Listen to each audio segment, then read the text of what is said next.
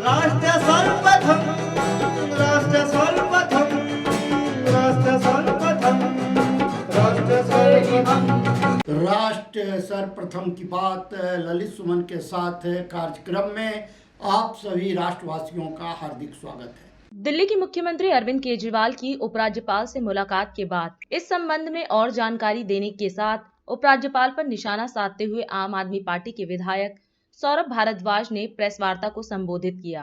विधायक ने उपराज्यपाल पर संवैधानिक पीठ के फैसले को नहीं मानने का आरोप लगाया और साथ ही दिल्ली सरकार को प्रदत्त शक्तियों पर भी अपनी बात रखी। जैसा कि आप सब लोग जानते हैं कि शुक्रवार को दिल्ली के चुने हुए मुख्यमंत्री श्री अरविंद केजरीवाल और दिल्ली के माननीय उपराज्यपाल श्री विनय सक्सेना की मुलाकात हुई और उस मुलाकात के अंदर दिल्ली के चुने हुए मुख्यमंत्री जी ने माननीय उपराज्यपाल महोदय को बताया कि आप जो काम कर रहे हैं, आप जिस तरीके से फाइलों को अपने पास डायरेक्ट मंगवा रहे हैं, दिल्ली के अंदर एक लंबी कानूनी लड़ाई सुप्रीम कोर्ट की संवैधानिक बेंच ने डिसाइड की 4 जुलाई 2018 में, यानी कि सरकार चुनने के करीब 3.5 साल बाद इस चीज का फैसला संविधान पीठ ने किया कि उपराज्यपाल महोदय के पास सिर्फ 3 चीजों के ऊपर किसी चीज के अंदर अपनी राय रखने का हक है।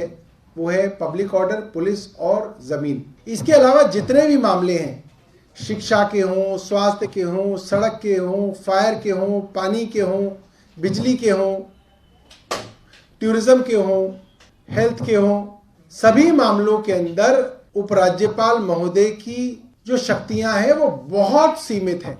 उनके पास कोई ऐसी स्वायत्त शक्ति नहीं है कि वो किसी काम को रोक सकें, किसी काम को रिजेक्ट कर सकें। वो सिर्फ वही करेंगे जो कैबिनेट चुनी हुई सरकार कहेगी और अगर उनको उससे ऐतराज है तो वो उसको रिजेक्ट नहीं कर सकते, सिर्फ उसको माननीय राष्ट्रपति को भेज सकते। मगर उपराज्यपाल महोदय लगातार ये काम करते आ रहे हैं।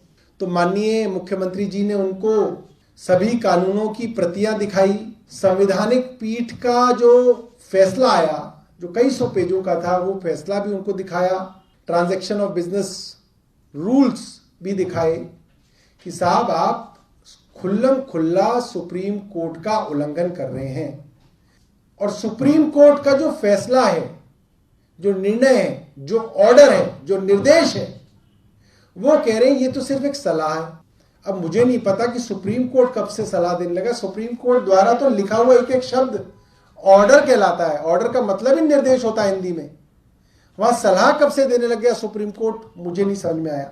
अगर एलजी साहब को कोई सलाह दे सकता है तो वो चुना हुआ मुख्यमंत्री और चुनी हुई सरकार दे सकती है, जिसको कहते हैं एड और एडवाइस।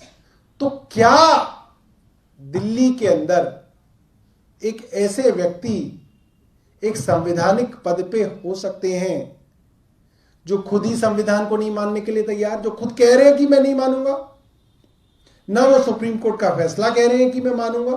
दोनों बातें मुख्यमंत्री जी ने बताई। तो ये बहुत दुर्भाग्यपूर्ण है और ये बिल्कुल गले उतरने वाली बात नहीं है कि संवैधानिक पद पे बैठे व्यक्ति माननीय एलजी साहब संविधान को मानने के लिए तैयार नहीं है, संवैधानिक पीठ का फैसला मानने के लिए तैयार नहीं है। राष्ट्र सर्वप्रथम की बात ललित सुमन के साथ कार्यक्रम में हम आपसे आज यहीं विदा लेते हैं। अन्य खबरों के लिए आप बने रहें। राष्ट्र सर्वप्रथम, वंदे मातरम, जाग उठा है भारत। राष्ट्र सर्वप्रथम, राष्ट्र